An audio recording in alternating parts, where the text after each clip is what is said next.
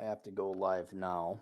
I don't know if you guys are going to be able to hear me. You might have to turn this up a bit. Let me try this. Is that any better? You might have to turn this up because it can't be too loud. So the reason I'm doing this now, even though I'm deadly tired and I want to murder everyone in the world, is because of this boomer fuck who, as you remember, the last videos I did it from the business conference room, which is about this big. I plugged in directly to and we had good bandwidth and everything was fine. Well, when I left this afternoon around 4, here's this boomer fuck playing poker, online poker. Okay, that's fine. I came back at midnight. Fucker is still there. It's like, just, just die. Just go the fuck away. You're fucking worthless. Your life is playing poker online for 7 hours in the conference room. And so I'm like, I guess I'm not doing but then I looked on the computer and the hotel management got its head out of its ass. And now I have internet in my room. So we're gonna bang it out, boys and girls. We're gonna bang it out. Even though I'm tired, because you know what? You never know if that fuckwad is gonna be down there playing poker for 10 hours. Yeah, why are you so angry? Gee, I don't know. Could it be all the stupid people? Greetings, sir. I've tried to frame my free questions to avoid that hurdle. This guy has 3 financial questions. Well, maybe I am coming a little hot. Is it wise to pay off the house as soon as I can? Generally, yes, but that is not always the case. And I'd say I'd take that back. No, because you should be investing and diversifying your investments into other things like stocks and bonds and silver. I would even say a little bit of cryptocurrency. Um, but if you are investing in your 401k, your IRA, you have 200 ounces of silver, you've diversified into that. Yeah, if you got any money left over, yeah, man, it's really hard to screw up not paying or paying off your house early. Um, and I know these, but it's only 3%, it's only 2%. And yes, I know if you want, you could throw that money into a non-tax benefited retirement fund, just a regular brokerage account. Yes, you could go and have fun with it. But, and if you have any other kind of debt before you pay off your house, because it's very low interest rate, obviously, pay off your student loans, pay off your car loans, pay off your credit cards in order of highest interest rate first. But if you have money, you got no other debt, no other higher interest bearing debt, you've invested into a diversified portfolio, you've gotten your tax treatments, your 401k, IRAs, you got your match, you got some money left over, yeah, throw it into the house.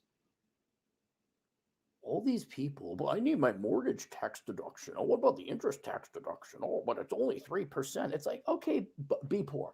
Don't listen to the guy who could retire at 45. Don't listen to him. What does he know?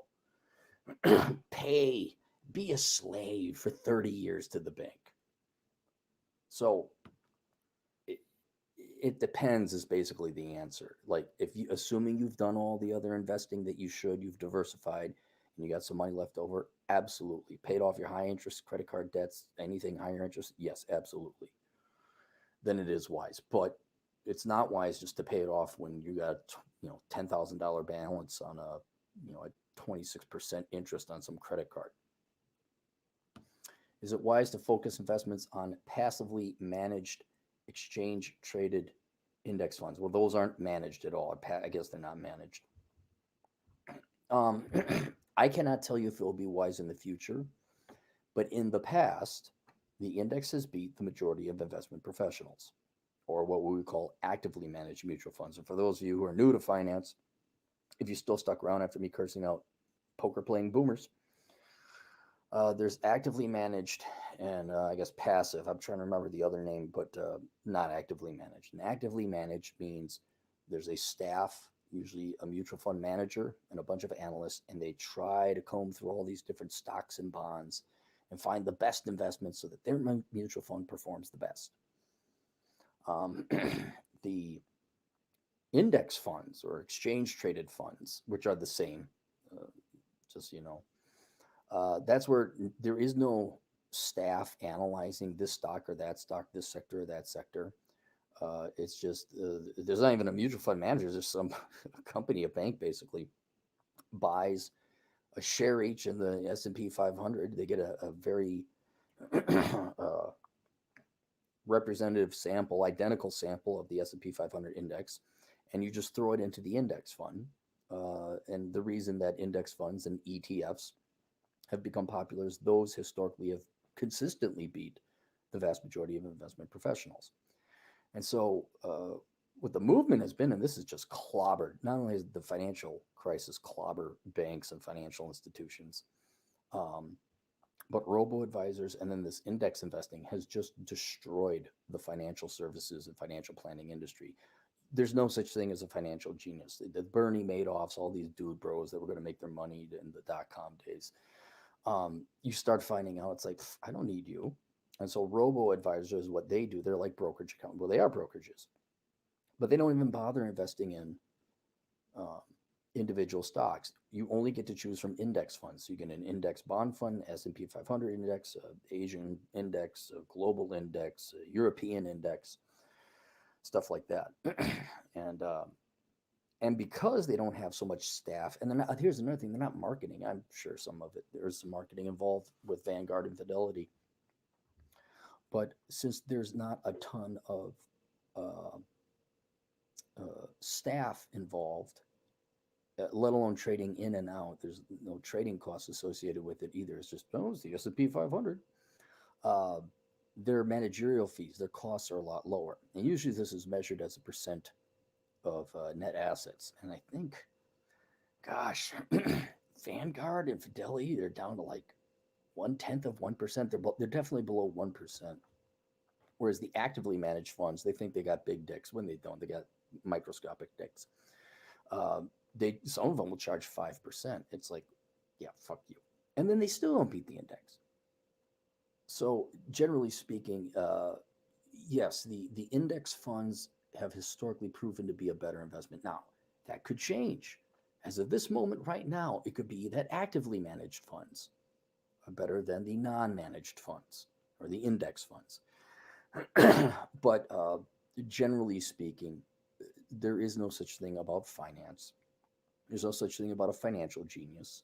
There's such thing about a financial whiz. Uh, the markets are too efficient not to belabor you with the concept of market efficiency, but especially with computers, and unless you have insider information, most people know the information. They have the information you have, and you're not going to find this undiscovered gem like Warren Buffett. I remember looking at Warren's lost the index a couple of times. So I think that was it asymmetrical information is being whittled away, and the ability to just be a better analyst than other people is being whittled away. Of course, now we fire up the jet engines. Hang on. All these noises. Do I have a microwave?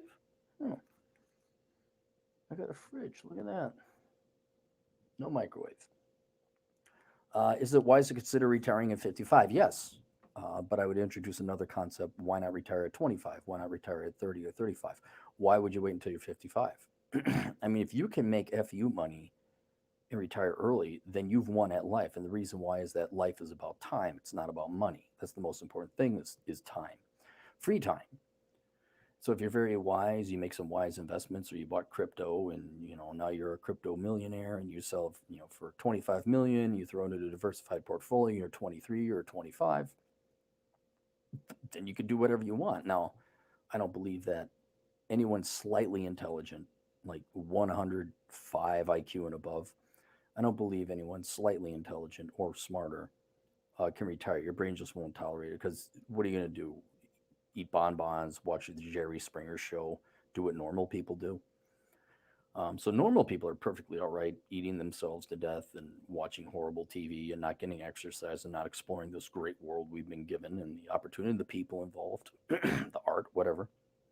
They're perfectly happy watching the Game of the Pointy Chair Throne show.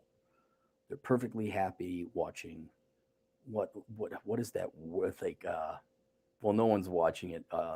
Generations. not the Star Trek movie, but Lena Dunham has come out with this horrible show. Oh, it looks or A Boy Named Chad. That was another one. I'm like, okay, whatever, guys. Just make whatever slop you want. Um, so financially retire at 55, yes, preferably younger, but you better have something to do. And so the great thing about being retired where you have FU money, that's essentially being retired is you have FU money. You don't need anyone else to bail you out. Is that you can do the jobs of the things you'd like to do. Doesn't have to pay a lot. You could be a Lester Burnham and go work at McDonald's. Look it up. Um, but yeah, no, retire as early as you can. No reason to stick. Why do you want to work? All right, let's go here. Hopefully, I'm not waking anybody up. No, it cost $2. This super chat is worth 406 billion Venezuela. Is it? I wouldn't doubt it. No, Acosta for $2. Who will Keith Elson blame now that you are gone? Don't worry, there's plenty of other white men in Minnesota.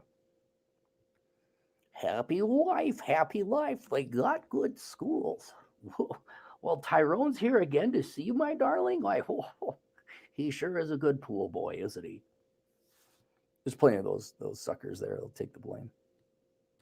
Ahmed Khan, we've missed Ahmed Khan.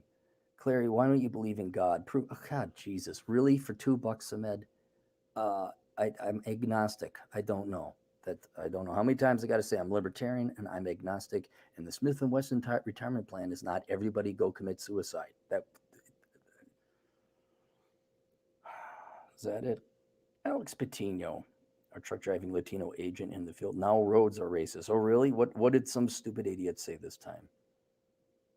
Don't send it to me. I don't even want the roads are racist. Okay, imagine being these insane people who actually think that or come up with those ideas. OBJ54, $5. Currently reading the book of Numbers on chapter 2. Thanks in advance. I'm a 21-year-old. Awesome. Good to see a young man getting that. Good to see a young man. The Shaw 2000 for $2. I buy Finelix. It tracks S&P 500. Has a zero expense ratio. Oh, good. Good to know. Okay, I might put that. All right, I got more. We'll see you guys in a little bit. Toodles.